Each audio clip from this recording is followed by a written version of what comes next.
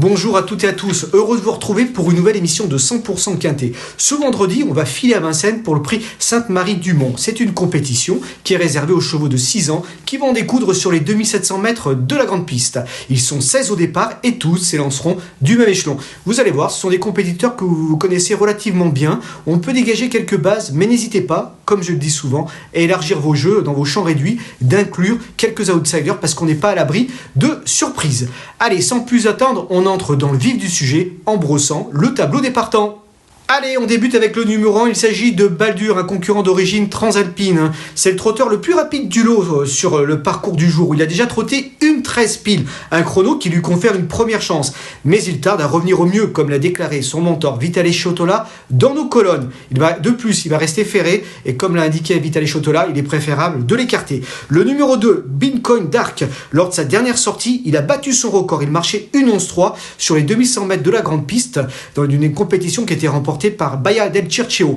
L'épreuve était aussi plus relevée. Il a peu couru en 2023. Ce chrono est révélateur vraiment que le cheval revient au mieux. Et il pourrait, pourquoi pas, refaire parler de lui. Je vous invite à vous en méfier. Le numéro 3, Bambin, c'est un concurrent italien et il n'a pas encore réussi sur notre sol en 2 sorties. Sur ce qu'il a fait en Italie, je m'en méfie. Il peut intéresser les amateurs de cote. Le numéro 4, Global Lover, c'est une rentrée et il est préférable de le revoir, comme l'a indiqué David Signé dans nos colonnes. Le numéro 5, Beckham, c'est une rentrée. On ne l'a pas revu depuis le 1er novembre. Il prépare un autre engagement et je ne l'ai pas retenu. Le numéro 6, GK Justus, lors de son avant-dernière sortie, ce n'était pas si mal parce qu'il marchait quand même une 12-2. C'était son record. Il revient du trop monté et il peut surprendre pour son retour à l'athlète. Le numéro 7, Bixio.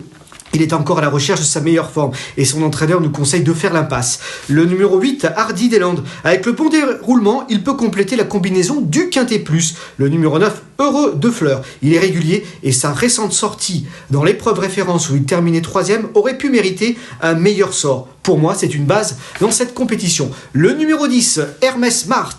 C'est lui qui a remporté justement l'épreuve référence. Pour moi, il constitue bien sûr sur cette tentative-là une priorité. Le numéro 11, Anton, c'est un élément régulier. Il va découvrir Vincennes, mais il peut, comme d'autres, avec le bon déroulement, se placer. Méfiance. Le numéro 12, Hermès Ludois. Il n'a pas trop de marge lui aussi, mais il peut s'emparer d'une place. Le numéro 13, Nice Present. Il est régulier et il compte des bonnes performances dans des meilleurs lots à Vincennes. Pour moi, c'est une base. Le numéro 14, Hello Paname. Il vient de s'imposer sur plus court en battant son record à Vincennes. C'est quand même pas mal. Une 11-8. Même s'il est peut-être moins à son affaire, même s'il est plus performant sur plus court, je vous invite vraiment à le retenir assez haut dans une combinaison. Le numéro 15, Escort Love. Il se plaît sur ce type de parcours et l'engagement est bon. Pour moi, il ne faut pas l'oublier au moment du choix. Le numéro 16, Hector de Bassière. Il a terminé 2e de l'épreuve référence. Il a été battu dans les derniers mètres par Hermès Smart. Pour moi, je pense qu'il fait partie des bons points d'appui de cette épreuve. Allez, sans plus attendre, il est temps de passer au papier.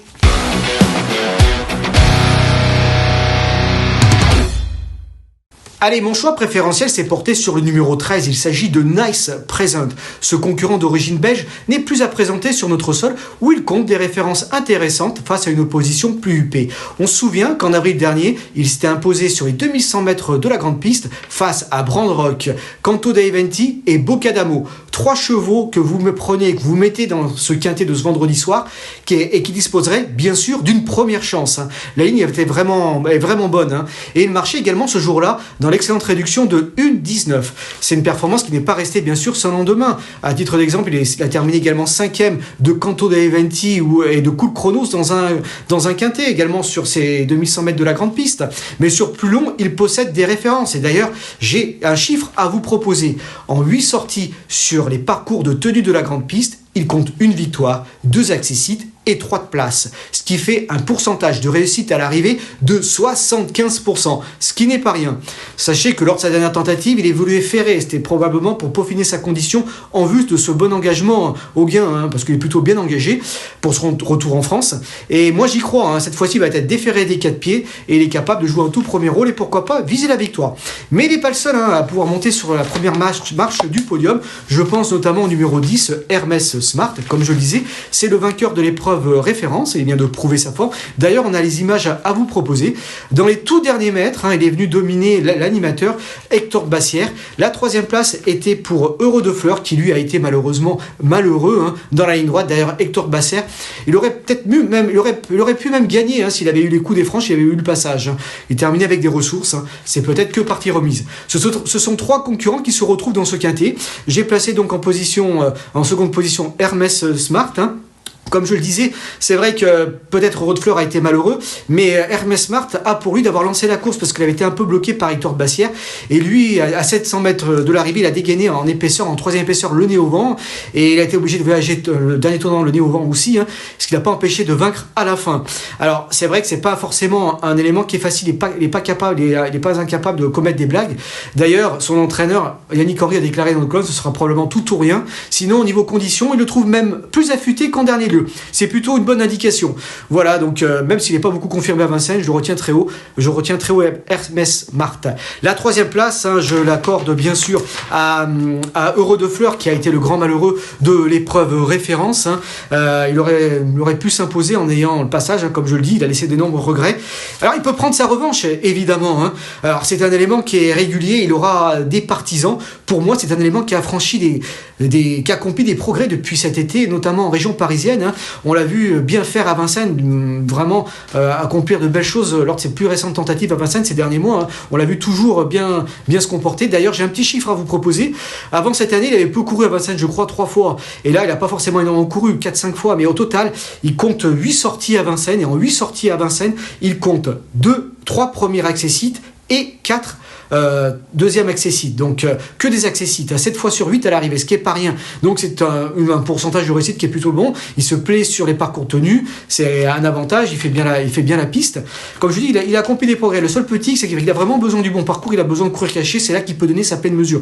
Et si tel est le cas, il est capable de prendre sa revanche et pourquoi pas fournir lauréat. Mais il n'est pas le seul. Lui, il sera tributaire bien sûr du parcours, ce qui n'est pas toujours évident, comme beaucoup d'autres qui seront tributaires bien sûr du parcours. Voilà, mais si tout va bien, il peut jouer un tout premier rôle. Et sachez qu'il a déjà marché une 13-3 sur ce parcours, un chrono qui lui confère bien sûr une belle chance. En 4e position, j'ai placé Hector de Bassière, le numéro 16. C'est le 3e de l'épreuve référence. Et il découvre dans la foulée un bel engagement au gain. Et il découvre vraiment, il est à seulement 1540 € du plafond des gains. Voilà, encore une belle occasion de pouvoir briller. Comme en dernier lieu, il va être déféré des 4 pieds. Alors sachez qu'il a été, dans sa carrière, il a très peu couru déféré des 4 pieds. C'est une configuration où il a souvent réussi. Donc c'est plutôt un signe quand même de réussite. Donc il faut prendre très au sérieux sa candidature. Moi j'y crois beaucoup et comme l'a déclaré Éric Le Touzé dans nos colonnes, son mentor, il a une très belle carte à jouer. La 5e place, je l'accorde à Hello Paname. Il vient de s'imposer pour son retour à Vincennes. C'était beau, dans un quintet. Il s'imposait sur 2100 mètres, les 2100 mètres de la grande piste en 1:11:8. Il battait son record général ce jour-là. C'est preuve qu'il est en forme. Le seul petit, c'est que je le préfère sur les parcours tenus. Mais s'il a le bon déroulement, comme d'autres, je crois qu'il est capable de jouer un bon rôle à l'arrivée.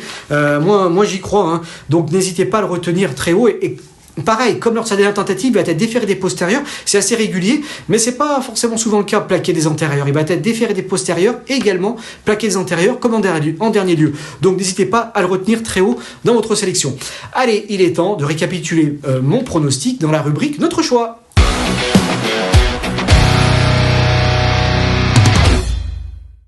Allez, tout en haut de ma sélection, j'ai placé le numéro 13, c'est Nice Present, suivi du 10, Hermès Smart, suivi du 9, Heureux de Fleurs, suivi du 16, Hector Bassière, et suivi du 14, Hello Paname. 3 autres chevaux, 3 autres regrets, j'ai envie de dire, parce qu'ils peuvent aussi terminer dans les 5 premiers. Il s'agit du 15, Escort Love, qui se plaît sur le parcours, Bitcoin Dart, qui vient vraiment de remontrer un regain de forme. Son chrono était bon dernièrement, et attention, il peut refaire parler de lui.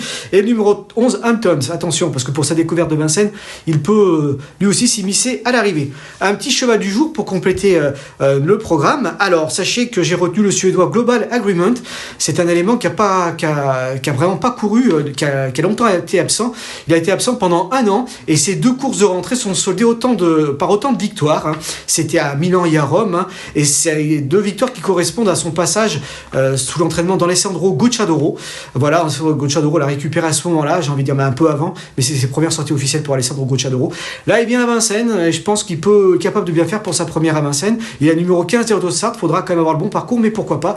Sachez qu'en Suède, quand il évoluait en Suède, il avait quand même battu un certain Eero Zola qui compte plusieurs succès depuis le début du meeting. Donc la ligne est plutôt intéressante, c'était à l'âge de 4 ans. Voilà, c'est un petit coup amusant. C'est un petit cheval amusant à suivre et pourquoi pas, il peut monter sur le podium.